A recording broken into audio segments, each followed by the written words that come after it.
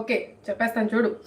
Stove వెలిగించేసి చక్కగా నువ్వు curry prepare చేసి బాండి పెట్టేసి అందులోకి ఒక 4 టేబుల్ స్పూన్ ఎంతరా? ఎన్ని ఉల్లిపాయల కోసం? నీకు ఒక్కదానికే కాదు, 2 ఉల్లిపాయలు, ఒక 2 టమాటాలు సరిపోతాయి. పెద్ద సైజు అయితే ఒక ఉల్లిపాయ సరిపోతుంది, 2 టమాటాలు చాలు. మొలకాయ ఉంటే మొలకాయ కూడా వేసేసేయి, బాగుంటుంది. కొత్తిమీర, కరివేపాకు మస్ట్.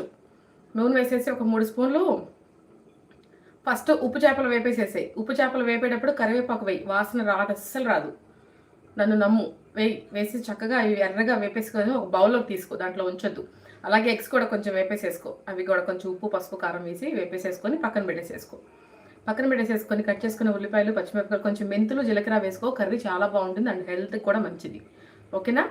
అవి వేసేసుకొని ఉల్లిపాయలు, పచ్చిమిరపకాయలు వేసి బాగా వేగనిచ్చి బాగా ఎర్రగా బంగారు రంగు వర్ణం వచ్చే వరకు వేపుకో. వేపేసేసుకొని టమాటా ముక్కలు కూడా వేసేసి సిమ్ చేసి మూత పెట్టేసేయి. టమాటాలు ఊరినే మగ్గిపోతాయి. ఓకేనా? మళ్ళీ ఒకసారి మూత తీసి చూసి టమాటాలు మెత్తగా మగ్గిపోతాయి కదా, అందులో నువ్వు స్పైసీ తినగలిగితే 1.5 వేసుకో. నువ్వు తినలేకపోతే 1 స్పూన్ వేసుకో. నీకు ఒక్కదానికే కాబట్టి, నీ ఒక్కదాని కర్రీ ప్రాసెస్ చెప్తున్నా నేను. 1 స్పూన్ వేసుకొని బాగా కలిపేసేసుకొని ఉప్పు చేప వేసా కాబట్టి వాటర్ వేయకు. టమాటాలతో ఉన్న గుజ్జుతో ఉడికిపోతుంది కర్రీ, నీకు ఒక్కదానికే కాబట్టి.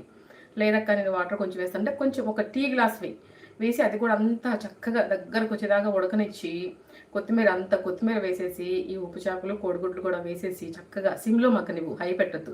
సిమ్లో ఒక 4-5 నిమిషాలు మగ్గనిచ్చి కట్టేసి వేడి వేడి అన్నం, వేడి వేడి ఉప్పు చేప, కోడిగుడ్డు కూర వేసుకొని తిను. ఎక్సలెంట్గా ఉంటుంది అంతే.